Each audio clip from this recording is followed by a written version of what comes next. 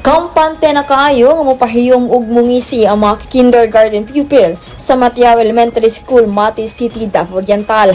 Kaya nahinlo na ang ilang ngipon o protektado na sab sa tooth decay. Kini ang paagi sa gobyerno sa pagsaulog sa National Oral Health Month sa probinsya nga gipahigayon sa Girl Scout of the Philippines Activity Center. Diin, nagtinabangay ang mga dentista, personal sa CHO, PHO, sundalo ug mga PLGU sa pagtudlo sa mga bata sa oral hygiene, hilabi na ang insaktong pag-toothbrush sa ngipon. Tema sa selebrasyon, pamilya una kong dentista nga nagsiguro sa preventive dental care ug pagpatuman sa mga practice sa oral hygiene sa tibuok probinsya. Usa ka toothbrushing drill ang gipahigayon nga gisundan na sa fluoride treatment. Ang fluoride usa ka epektibong pamaagi nga makapalig-on sa enamel sa ngipon. Ang selebrasyon nagpangayo sa tanan sa pagsalig ug pagsunod sa maayong panlawas sa ngipon, ilabi na sa mga kabataan.